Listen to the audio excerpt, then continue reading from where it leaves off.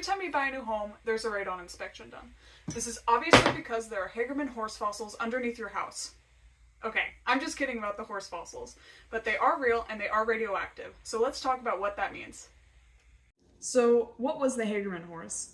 The Hagerman horse was a mammal that lived in the southern United States and Mexico around 3.7 million years ago.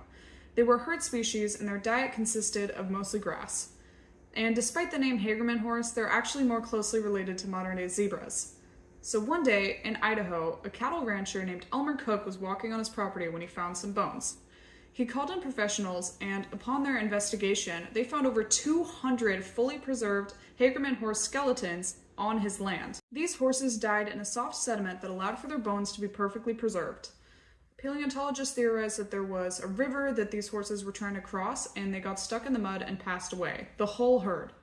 There are a few ways that bones can fossilize. One, the organic material in the bone is slowly replaced with the inorganic material from the surrounding sediment.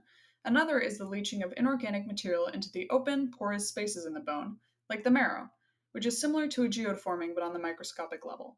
Both ways, whatever minerals are in the soil get incorporated into the bone, which can include radioactive minerals.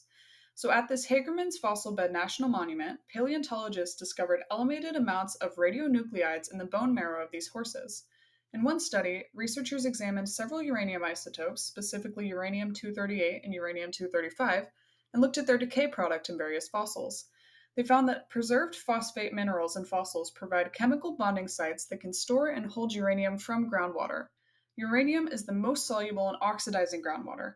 But when that groundwater is hit with reducing conditions, like decaying organic matter, the uranium precipitates out and gets stuck in the porous bone. Furthermore, these radioactive fossils were found in areas with porous sand, which allowed groundwater to flow more easily.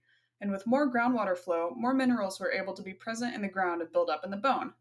In that same study, the researchers found that uranium-238 ranged from 141 to over 3,600 becquerels per kilogram, which means that each kilogram of bone was undergoing up to thousands of radioactive decays per second. So we have these bones that have been in the ground for millions of years, providing a window into the chemistry of the environment around where they were discovered. We can also use them to see how fossils were created. And in a twist that the horse probably didn't see coming, these fossils turned out to be radioactive, which adds yet another layer about museum safety and how we should be building our buildings. All of these fields of science explored by just a humble bone that some farmer pulled out of the ground.